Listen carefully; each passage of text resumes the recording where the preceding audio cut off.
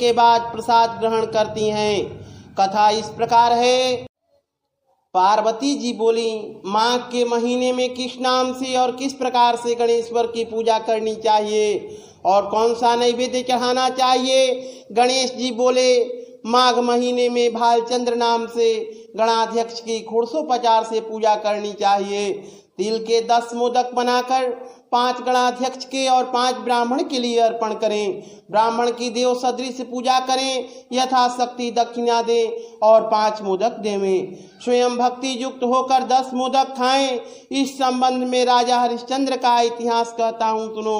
पहले समय में सत्यवादी ब्राह्मण भक्त हरिश्चंद्र प्रतापी राजा हुए। उनके शासन काल में न कहीं अधर्म सुनाई देता था, न कोई दुखी रहता था, न दरिद्री रहता था, न कोई रोगी, न कोई अल्पायु रहा। उनके राज्य में ऋषि शर्मा नाम का एक तपस्वी ब्राह्मण रहता था। थोड़े ही समय में उसको एक पुत्र हुआ।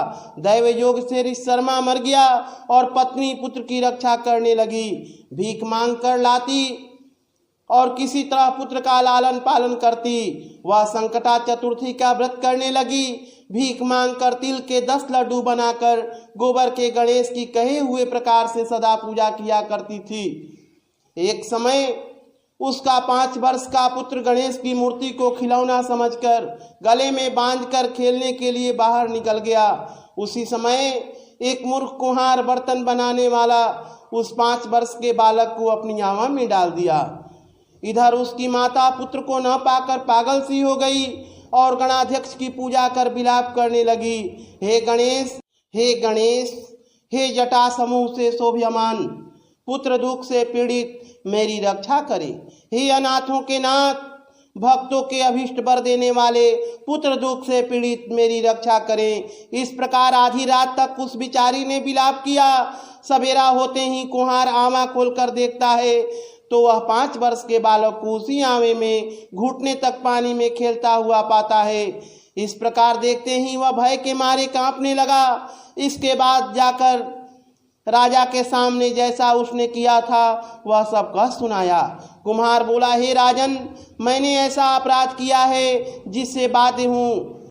हे राजन, राजकन्या के विवाह के लिए मुझे कुछ मिट्टी के बर्तन शीघ्र पका कर देने थे, पर कई बार आवा में आग लगाने पर भी वे नहीं पके। तब मैंने जादू टोना जानने वाले किसी एक गुनी से जाकर पूछा तो उसने चोरी चोरी बालक की बलि देने के लिए कहा। तब बड़ी चिंता उत्पन्न हुई कि किसके बालक को अग्नि में डाला जाए। जिसके बालक को अग्नि में डालूंगा वह तो तुरंत ही मुझे काट डालेगा। इस भय से किसी विधवा के लड़के की बलि देने का निश्चय किया और अपनी भार्या को यह समझाकर कहा कि ऋषि शर्मा नाम का ब्राह्मण मर गया है। उसका लड़का 5 वर्ष का है। उसकी विधवा माता भीख मांगकर अपना और पुत्र का पालन करती है। यदि उसके पुत्र का बलिदान किया जाए तो वह गरीब दुखिया कुछ न कर सकेगी और मेरे सब बर्तन पक जाएंगे। फिर मैंने उस बालक को खेलते हुए पकड़कर आमे में डाल दिया और सुखपूर्वक रात को सोया।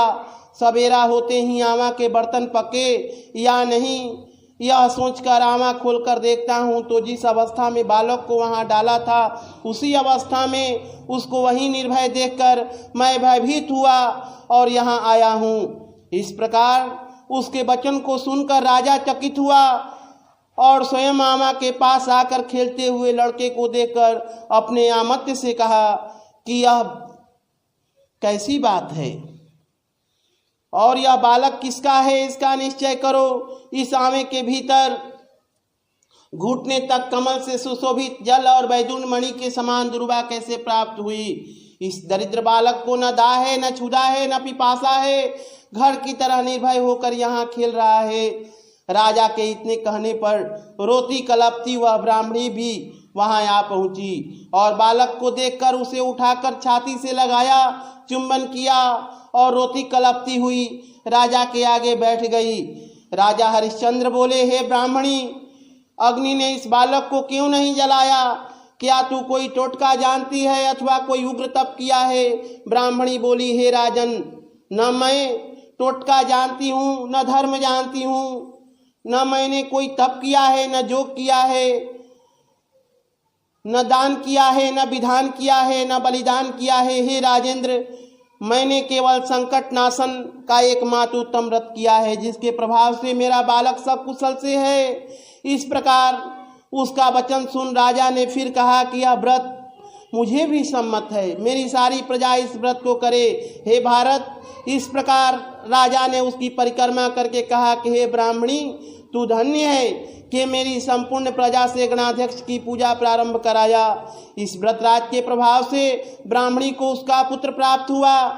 श्री कृष्ण जी बोले, हे युधिष्ठिर, इसलिए व्रतों में उत्तम इस व्रत को करें। इस व्रत के प्रभाव से आपका अभिष्ट सिद्ध होगा। हे राजन, जो कोई समस्त सिद्धि को देने वाले इस व्रत को करता है, उसका गया हुआ राज्य, मित्र, पुत्र तथा पौत्र आदि समस्त पुनः प्राप्त होता है। बोलिए गणेश भगवान की जय। इसी तरह के वीडियोस को देखने के लिए हमारे चैनल को सब्सक्राइब करें।